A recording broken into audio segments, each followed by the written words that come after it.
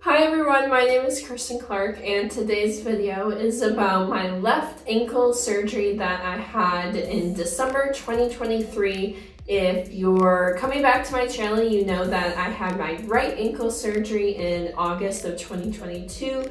So now about a year and a half later, I had my other ankle done with the same exact procedure. And so this video is kind of like a second video, like a part 2. So I would recommend in my description or in the comments, I'll link to my first ankle surgery video where I give a lot of history and context to all my ankle problems. But basically, I've just had very loose ankles my whole life, and then through a combination of sports and activities like soccer and dance, I've just rolled and sprained my ankles to where it got to a point where I couldn't do those activities, where my ankles would just give out running, jumping, jogging across the street. Like, I currently am not any type of like athlete or like training for anything crazy, but just anything simple. I couldn't trust or rely on my ankles, and it would be really painful when they would give out. Sometimes I would fall to the ground and kind of like scuff up my hands and knees. And so that is why I started pursuing treatment. I did so much physical therapy. I literally did years of physical therapy before they would even let me like be consulted by a surgeon. But evidently at this point of the video, years and years later, finally got both of my ankles surgically fixed. So that's like the brief history. Again, if you want the full history and the full lead up to this point in this video, I truly recommend going and watching my other ankle surgery video to truly get like a full encompassing video. And I give a lot of really good information both about my personal history and about the surgery itself in that video. So go watch that. Hi, it's me again. I just finished filming, but I realized that I forgot to say what my surgery actually was. So it's called a modified Brostrom procedure or internal brace. So basically they got rid of my ATFL ligament and put in a synthetic or fake ligament in and tightened up my ankle or put an internal brace in. So that's what the surgery actually is. Can't believe I forgot to mention that, but enjoy the rest of the video. Now, about this surgery, I went back into my surgeon and I said, hey, you did a great job on my right ankle. My left ankle is giving me the same symptoms, same pains, same giving away. Like, can we just run this back and get the surgery for this other ankle? And so I kind of had to do another dog and pony show of like more PT and all that good stuff, MRI. And eventually I was able to get the surgery booked. I am in my senior year of college, so I booked it for literally the day after my fall semester finals so that I could have winter break to recover and spend time at my parents' house and let them help me out post-surgery. So I had my left ankle surgery December 21st. So now I'm gonna play all the clips and pictures that I took that morning from my surgery and then jump back in.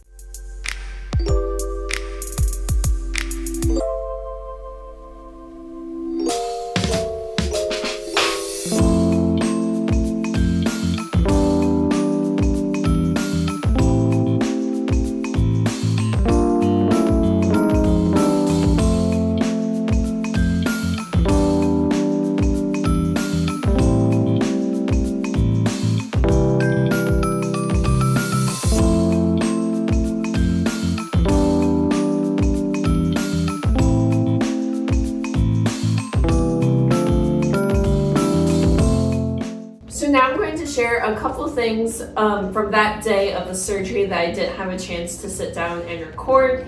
I've had 4 surgeries in my life, and in my experience, they start to get you pretty medicated before they actually move you to the operating room and put you under anesthesia. They start to give you pain meds, they start to give you medicine that might make you a little bit loopy, and where you kind of start to like lose your memory. If you watch my first ankle video, you'll see that I don't really remember a lot of things after they gave me my nerve block. And I would say the same thing is kind of true for this video. I don't have a very clear memory, but I do certainly have like memories of certain things. So I remember them giving me the fentanyl and the other drugs, but I don't remember them actually coming in and doing my nerve block.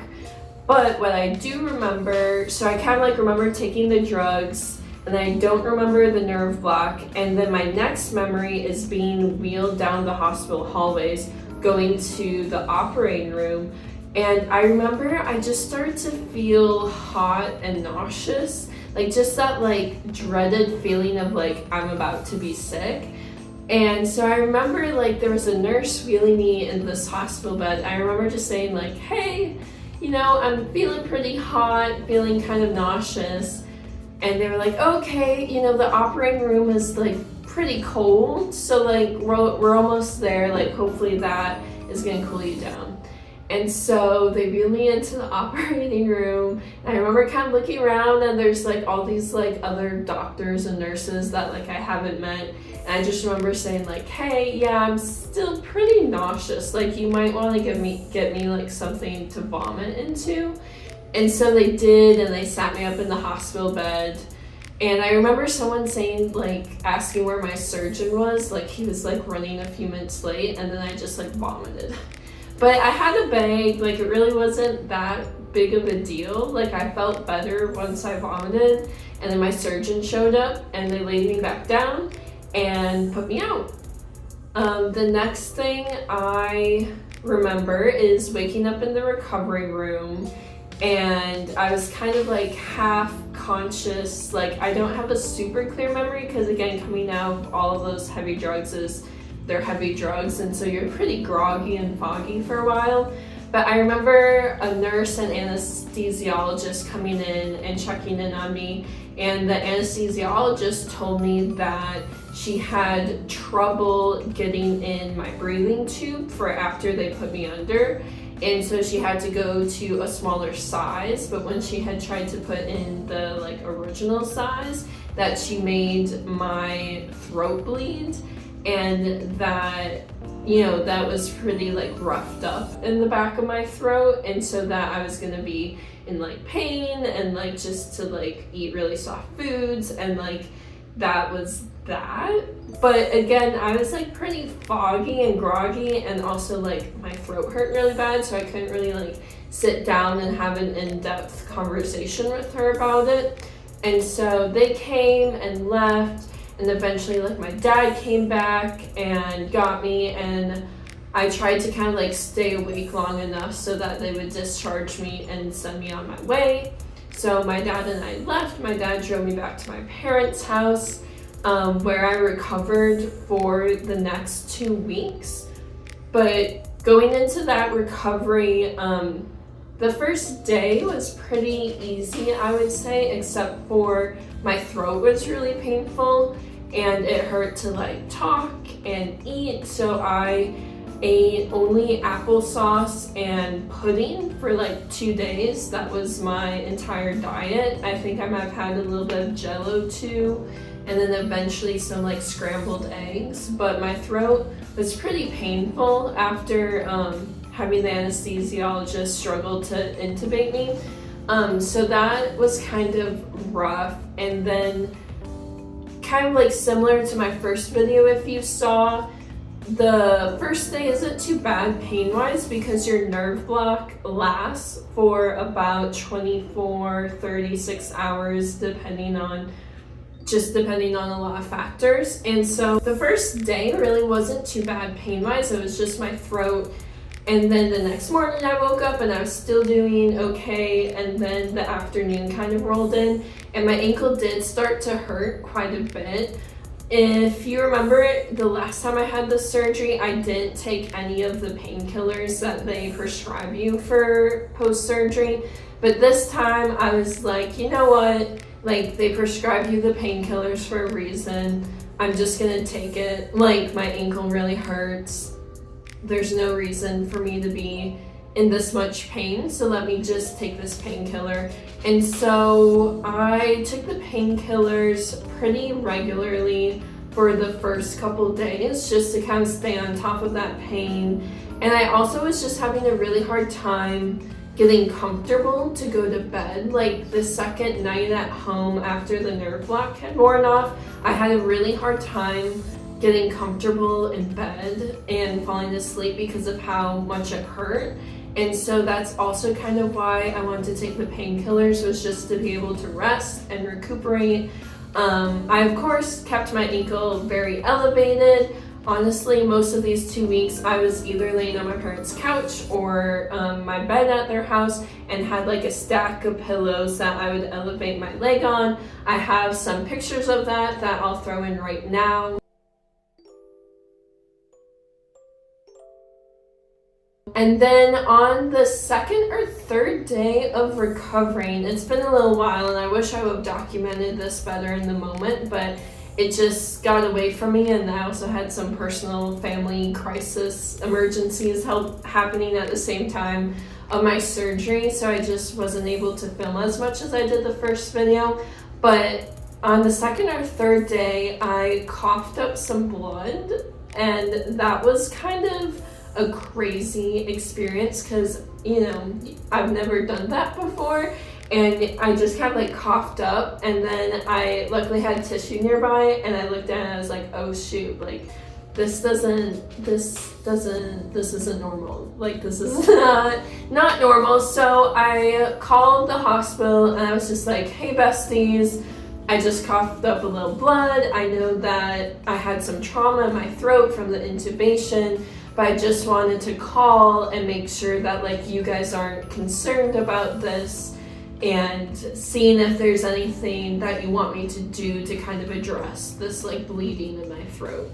And so they weren't too concerned about it because it didn't seem like it was really bleeding heavily. It was just like a little bit of blood, and it hadn't like it happened once and it didn't like happen again like a few minutes later or anything like that. It was kind of just like that one time. But then it did happen, I want to say like 5-6 hours later, and then like one more time the third or fourth day. I think I coughed up blood like 3 times before my throat really healed.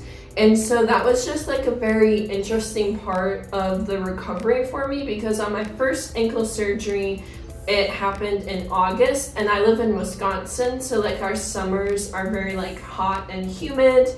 And this ankle surgery, I got it at the end of December, so like in the middle of winter when the air is so dry. So I think that played a lot into the factor too, just like the outside environment. But that was definitely interesting, not something I expected, because I kind of went into this ankle surgery knowing what to expect because I've had the surgery before on my other ankle. But the whole intubation mess kind of made it a little more interesting, added something that I wasn't expecting for sure.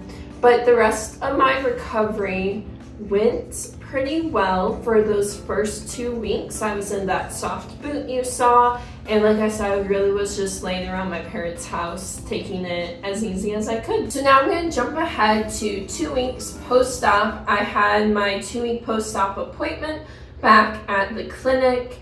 And so I have video clips from that appointment of them taking off my bandage. So I'm gonna put those clips in now. It's cold outside today. Yeah, and I haven't been able to wear pants. After today, it won't be so bulky. Yeah. Today, so we'll see. Toes are probably freezing. It was kind of funny. After the surgery, I was like half awake, half drugged up, and one of the nurses comes and puts like a knitted toe hat on my bandage there. Yeah. That was pretty funny. My dad saw me after surgery and he's like, what the heck is that? It's a holiday hat for my toes. Yeah. Gotta keep those warm. The first, when I had the surgery on my other ankle, I did it in August. And so Okay, so not being able to wear pants wasn't really a big deal. Oh, so you're an old pro at this. Yeah. I knew what to expect this time around. Stuff. Yeah, I have pretty loosey-goosey ligaments and joints all over. Okay. But then in high school and middle school, I did soccer and ballet. Okay. And sprained them more times than I can count. And Nice. just stretched out that ligament more than I could recover from. Do you still do it while having surgery? I want to get back to dance a little bit, just as a form of exercise that's fun. Sure. Is that the only kind of dance you really did this I did like lyrical and contemporary too. I wasn't very good at like hip hop and all that. Was it your thing? Yeah.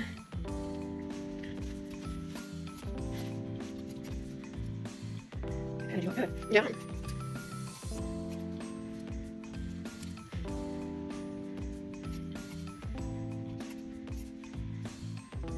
Do you want me to lift my leg out of there? If you're able to. There you go. Feels kind of weird. Get air on again and take the last piece off. Lift up your leg for 2 seconds. There you go. Thanks.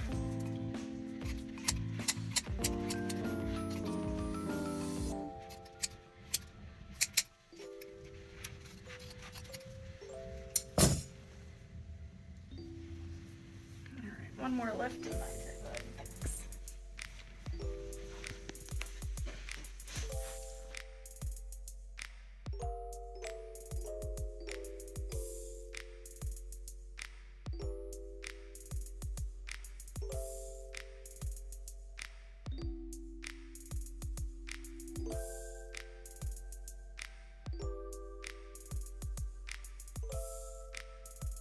So that appointment went really well. As you can tell if you compare the 2 videos of them taking off my bandages, and I can put a picture in of my ankles as well now that the scars have started to heal. My surgeon must have changed up his technique in the past year and a half from my first surgery, because on my first surgery I just have the one long scar on the outside of my ankle, but on this ankle that I just got done, I have that long diagonal scar on the outside of my ankle, and then I have 2 itty bitty spots on the front of my ankle that I think look like headlights. And when the nurse first cut off the bandage and showed that I had these 2 small incisions at the front of my ankle that I wasn't expecting, I said that and I made her laugh to the point where she had to stop cutting off my stitches because she was giggling too much. But that was kind of interesting. I think that was just so he could add the camera scopes to get a better look inside of my ankle and maybe clear up some debris, cartilage, scar tissue, and all of that.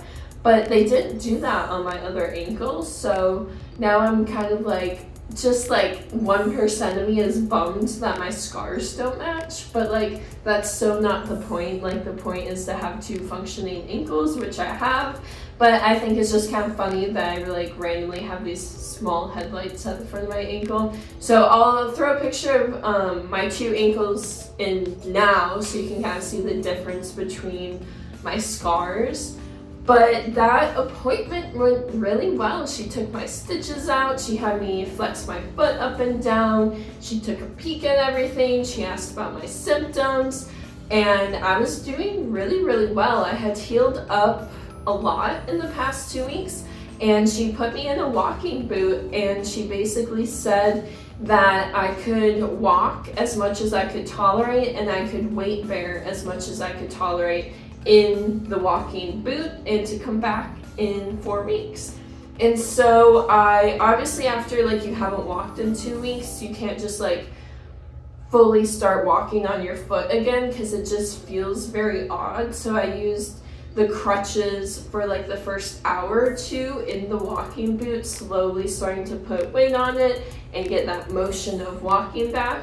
But then within that same afternoon, I was walking around the house. I had to go get groceries without my crutches and fully weight bearing on that ankle in the boot. It wasn't painful. I could tolerate it. Things were going really well. And so that's where things stopped going really well. Unfortunately, I had quite a curveball thrown into my life with a family member spending a week in the ICU and then being put on hospice care and then passing away all within the 4 weeks that I had my 2-week post-op appointment. So I was still obviously taking care of my ankle, but I obviously just had a lot of things going on personally and kind of wasn't staying on top of my ankle as much as I should have. So then 4 or 5 weeks, I canceled that 4-week follow-up appointment so I could spend time with that family member and deal with what I needed to deal with and be there for my family. And then after the funeral for that family member, I went home back to my apartment outside of my parents' house, and I was looking at my incision, And I was realizing how much time had passed. That was basically 6 weeks to 2 months after my surgery, and my incision still hadn't fully healed after they had taken the stitches out. And it was really odd. I'll throw in a picture. I'll try to find one of the pictures where it's like almost healed, so it's not like too grody looking like when it was its worst. So like just know this picture, like it is graphic, but it's not it at its worst. But it was at its worst the day after the funeral. I was looking at it, and you can literally see in the picture like the incision's healed, and there's this hole, just this like small little hole that just like would not close. And I'm gonna be honest, like I wasn't the best about like making sure I was taking care of it. You know, if I bumped into it and the scab kind of fell out, like just showering with it, having the scab come out, like I just wasn't taking care of it in the way that I should have. And that night I was looking at it and I was like, fuck, I think this is infected. Why is there still this open hole? It's been 2 months since my surgery. Like this should be healed. And then the other thing is I went from walking around in my ankle boot with 0 pain to all of a sudden having a lot of pain again in that joint, which again is a very bad sign. So I was looking at it and like, I think this is infected because it was yellow and ooey, gooey, pussy, blah. And I was like, fuck, this is bad. So that was like at 8 o'clock at night. So then I set my timer for the next morning. I was like the first person in line at my urgent care clinic. I went into urgent care, took off the Band-Aid. They took one look at it and they were like, yeah, girl, this is infected. Like, this is infected. We are gonna take a swab. Again, sorry if this is too graphic. They took a cotton swab, stuck it inside the hole and like twirled it around. And then she's like, oh, sorry, yeah, this might hurt. And I'm like, you think that might hurt a little bit? But anyways, they took the swab so that they could see what type of infection that it was. Spoiler alert, it was a staph infection. And then they also took my blood to look at my white cell blood count to see if the infection had kind of like spread or if the infection was severe enough to alter my white blood cell count, which luckily it hadn't. All of my blood work came back normal. And then in urgent care, they also took an x-ray of my ankle to make sure that the infection hadn't like spread to the ankle joint, because that would be very, very bad. But it hadn't. So the x-ray and the blood work came back normal, came back healthy. They weren't concerned about it. They were like, this just looks like a small like infection. We're gonna give you antibiotics and then we need you to go into orthopedics and like get your ankle checked out by your surgeon. So they also gave me a lot of supplies because they wanted me to wear my boot again, and they wanted me to change my bandage daily and keep an eye on it. And so they gave me, I think it's called like Cuterin, where it's like a mesh overlay that has like, it feels oily. I don't know what type of like ointment or whatever material is like woven into the mesh, but it's like a square mesh thing that they have me put on top of my ankle and then wrap it with either gauze or a really big Band-Aid to keep it dry and protected. So I changed that every day for a week, and then I was finally able to get into orthopedics and see my surgeon about what was going on. But again, by that point, I had been on my antibiotics for a week, and the antibiotics like did their job and got rid of the infection. The pain went away, and so again, it was just back to like getting that wound to close fully. And so right now, it's not still fully closed, but the orthopedic surgeon said that was making great progress healing, that you know, they weren't super concerned about it. That looked like it was healing well since I was seen in urgent care, and to keep up with the dressing changes, and that if anything changes and like starts to look worse or starts to get painful again, to come back in. But for now, they weren't super worried about it. Hi, it's me from editing the video. I realized that I forgot to share that during this visit at the orthopedic clinic,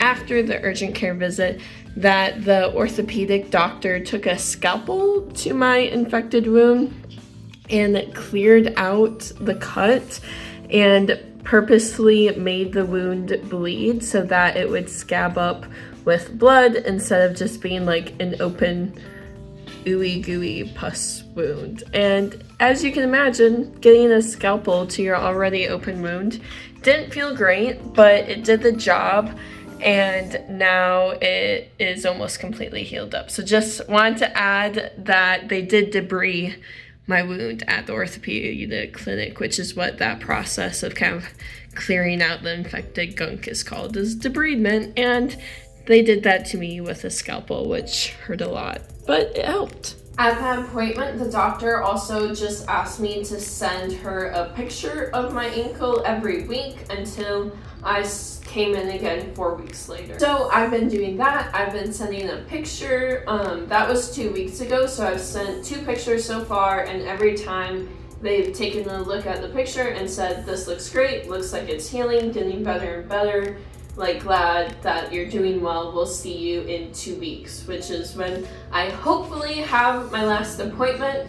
In my previous ankle surgery video, I put together the video after like all my appointments were over, everything was done, my ankle was healed, and I just had to kind of start the physical therapy rehab process. So I kind of feel bad that like I'm putting this video before I'm like technically completely finished healing. But I'm really knocking on wood that I'm not gonna have any more issues or complications, and the wound really is looking better. It's just about all closed. I've started jogging on it again, so like my rehab's going well. I'm doing a bunch of the PT strengthening exercises, just doing circles and flexing, and you know, moving the ankle around, doing ankle lifts, doing the Y pose movement, and then getting back into my yoga, Pilates, running routine slowly. So things are going really well. I don't technically have the all clear. That's going to come in 2 weeks, but I really wanted to sit down and put this video out there while I still kind of have a somewhat fresh memory of everything that happened.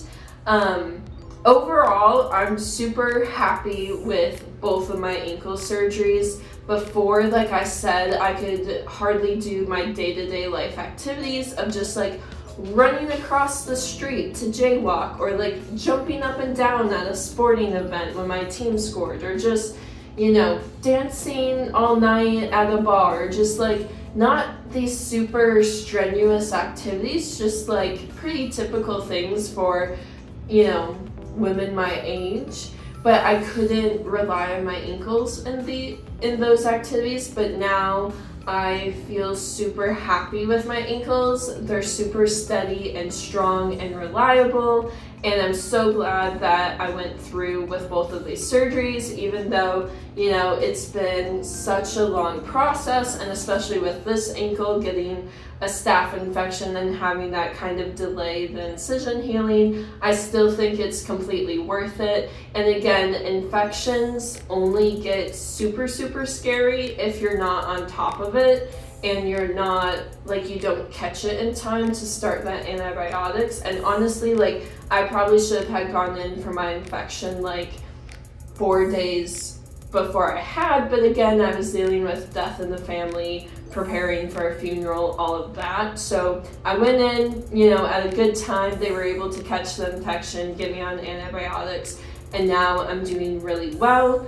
If you guys have any questions about my surgery process for either one of my ankles or them combined, or any questions at all, please let me know down in the comments and I will answer them like in a typed response, and maybe someday I'll put together a video like combining all the questions I've been asked and answering some questions. But I hope this video was helpful. I know a lot of people who watched my first video are people who are also dealing with ankle issues and trying to figure out if surgery is a good route for them, or maybe they already are scheduled for surgery and they want to find out more about the healing process. So I hope between both of my videos that you have a pretty good idea of my journey, at least, and what different outcomes can look like.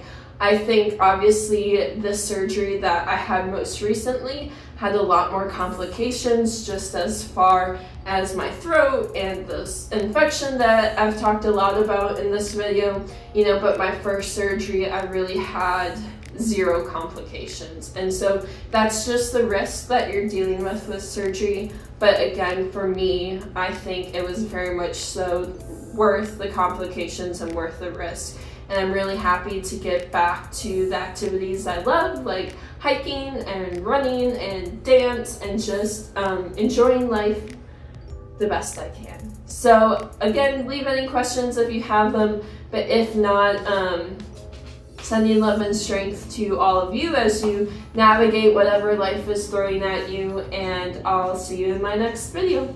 Bye.